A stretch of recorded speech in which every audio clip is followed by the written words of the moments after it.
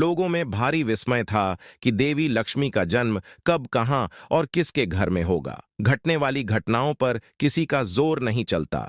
जैसे घटना है वैसे घटित होती ही है। समय के गर्भ में क्या छुपा है यह तो केवल भविष्य ही बता सकता है। त्रेता युग का काल चल रहा था। भारतवर्ष असीम ज्योति से चमक रहा था, क्योंकि वहां भगवान श्री महाविष्णु के 7वें अवतार श्री रामचंद्र जी का जन्म हो चुका था। श्री महाविष्णु के अवतार का मुख्य कारण एक ही था, लंकापति रावण।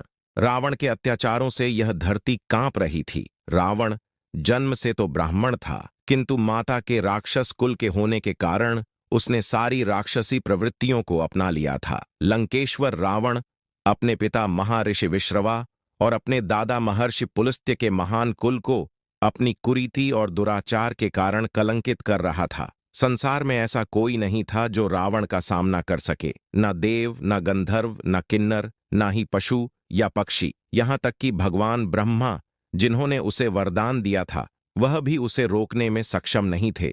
रावण की मुख्य 2 पत्नियां थीं, मंदोदरी और धन्यमालिनी। बड़ी रानी मंदोदरी भगवान शंकर की परम भक्त थी। उनके पिता राक्षसों के विश्वकर्मा कहे जाने वाले मायासुर और माता हेमा अप्सरा थीं। रावण की कुरीतियों को देखकर मंदोदरी अति दुखी होती और उसे बार बार समझाने का प्रयास करती, किंतु दशानन उसकी बातों पर बिल्कुल ध्यान नहीं देता था। अब तो स्थिति इतनी विकट हो गई थी कि उसने यज्ञ कर्म आदि करने वाले ऋषियों को मार मार कर उनका रक्त इकट्ठा करना प्रारंभ कर दिया था। यह सब बेचारी मंदोदरी से सहन नहीं होता था।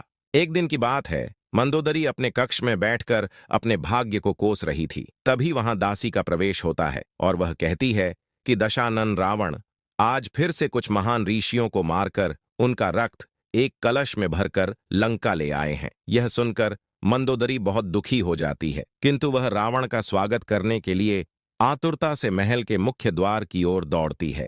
रावण मंदोदरी को देखकर प्रसन्न होता है और उसे अपनी वीरता की कहानी सुनाने लगता है, और साथ ही साथ वह कलश उसके हाथ में थमा देता है जिसमें वह ऋषियों का रक्त भर कर लाया था, और कहता है कि इसे संभाल कर अपने कक्ष में रख दो। इसमें महान ऋषियों का रक्त भरा हुआ है। मैं और भी अन्य ऋषियों का रक्त इसमें भर लूंगा, फिर महास्नान करूंगा। लेकिन ध्यान रहे, इस कलश में जो रक्त भरा है उसकी बूंद बूंद में विष जैसी शक्ति है, इसीलिए इसे संभाल कर रखना।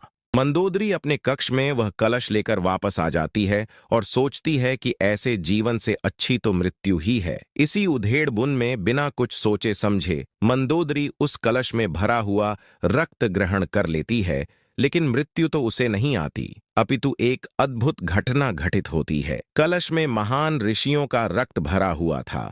उसी में से एक ऐसे ऋषि भी थे, महर्षि गृत्समदा, जिन्होंने देवी लक्ष्मी को प्रसन्न करके अपनी पुत्री के रूप में पाने की इच्छा जताई थी। उसी प्रभाव के कारण मंदोदरी रक्त ग्रहण करने के तत्काल बाद गर्भ धारण कर लेती है।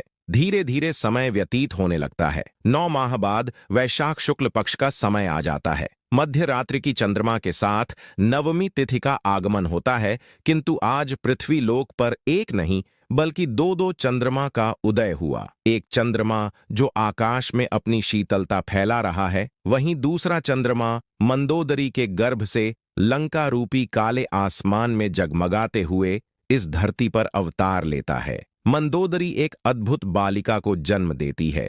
नवग्रह रावण के अधीन थे। इसी कारणवश रावण को यह पता चल जाता है कि उसकी प्रथम संतान ही उसके पूरे वंश के नाश का कारण होगी। जैसे ही रावण को बालिका के जन्म की सूचना मिलती है, वह अपने राक्षस सैनिकों से कहता है कि तुरंत इस बालिका को समुद्र में फेंक दो। उसके सैनिक उसकी आज्ञा का पालन करते हैं, किंतु समुद्र तो स्वयं देवी लक्ष्मी के पिता हैं, इसलिए लक्ष्मी को उसके ही पिता में डुबोकर कैसे मारा जा सकता है। समुद्र देव उस बालिका को माता पृथ्वी को सौंप देते हैं।